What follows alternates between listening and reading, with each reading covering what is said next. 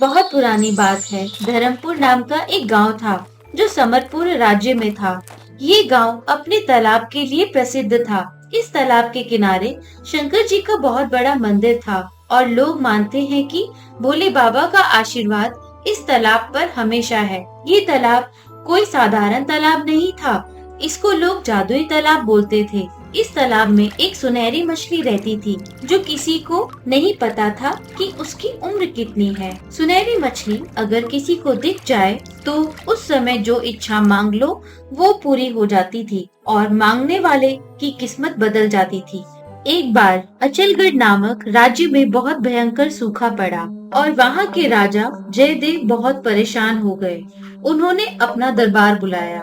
महामंत्री, राज्य का क्या हाल है? महाराज, राज्य की हालत अच्छी नहीं है। सूखा की वजह से चारों तरफ हाहाकार मचा हुआ है। खजाने की हालत भी ठीक नहीं है। राज्य में सूखा पड़ने की वजह से हम कर भी नहीं वसूल पा रहे हैं महाराज। फिर क्या उपाय है? हमारे खर्चे कैसे पूरे होंगे और कैसे अपने राज्य को बचाया जाए? आप सब अपनी अपनी राय दीजिए। पूरे दरबार में सन्नाटा छा जाता है। कोई कुछ नहीं बोल पाता। थोड़ी देर के बाद एक दरबारी जिसका नाम रमेश है उठता है और बोलता है। महाराज, अगर आज्ञा हो तो मेरे पास एक उपाय है जो मैं आपको बता सकता हूँ, लेकिन अकेले में। चलो यही बताओ, क्या उपाय है तुम्हारे पास?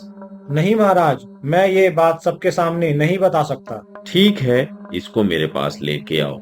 महाराज, धर्मपुर गांव में एक तालाब है। उसमें एक जादुई सुनहरी मछली रहती है। अगर आप उससे कुछ भी मांग ले तो वो मिल जाएगा।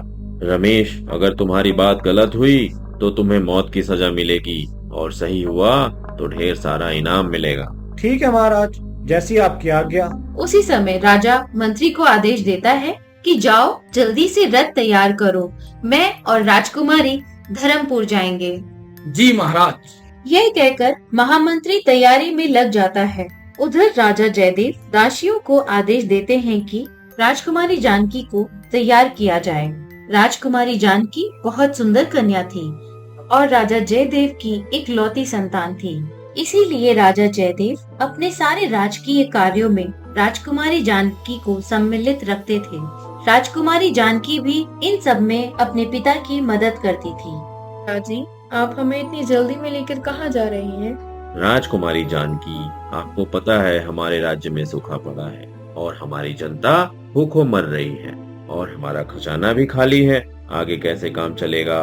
बस इन्हीं सब चिंताओं को दूर करने के लिए हम धर्मपुर गांव जा रहे हैं। ठीक है महाराज, अपने राज्य के लोगों के लिए हमें जो भी करना हो हम उसमें आपके हमेशा साथ हैं।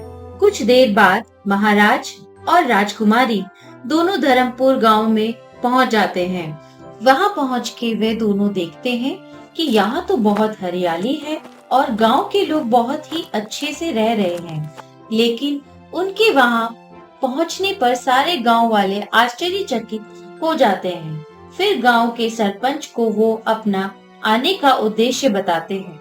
महाराज और राजकुमारी, आप दोनों का हमारे गांव में स्वागत है, लेकिन आप जिस उद्देश्य से यहाँ आए हैं उसका पूरा होने में संदेह है। क्यों, क्या हुआ सरपंच जी? राजकुमारी जी, जादुई सुनहरी मछली केवल शिवरात्रि के दिन दर्शन देती है और वो हमारे लिए भगवान शिव का अवतार है। अभी तो 6 महीने हैं शिवरात्रि आने में। ये तो बहुत अच्छी बात है। फिर तो हम मिलकर ही जाएंगे सुनहरी मछली से। सरपंच और महाराज दोनों हैरानी से राजकुमारी को देखते हैं।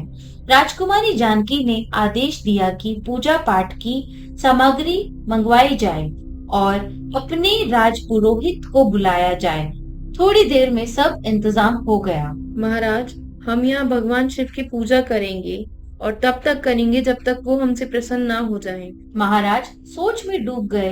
हम तो सुनहरी मछली को देखने आए थे और राजकुमारी जानकी यहाँ पूजा पाठ करवा रही है।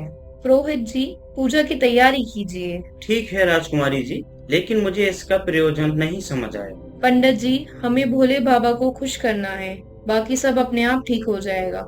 जी राजकुमारी। पूजा प्रारंभ हो जाती है। इसमें राज्य भर के लोग दूर दूर से आने लगते हैं।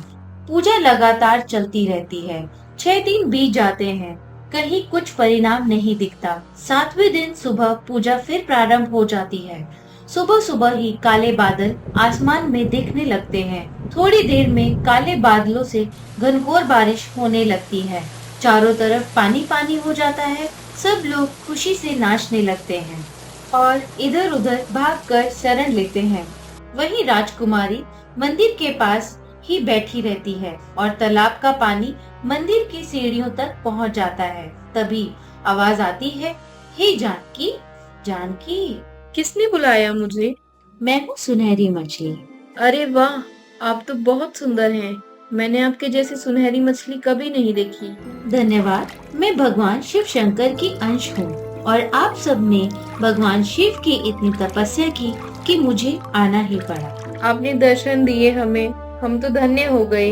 आपके द्वारा हमें भगवान शिव के भी दर्शन हो गए। बताइए, मैं आपकी मदद कैसे कर सकती हूँ? सुनहरी मछली, आपने पहले ही हमारी मदद कर दी है इतनी अच्छी बारिश करके।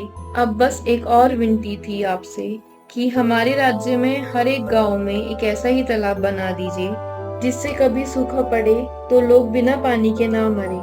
ठीक है, आपकी इच्छा पूरी होगी, क्योंकि आप लोगों ने इतनी श्रद्धा से पूजा की है कि भगवान शिव भी बहुत खुश हैं।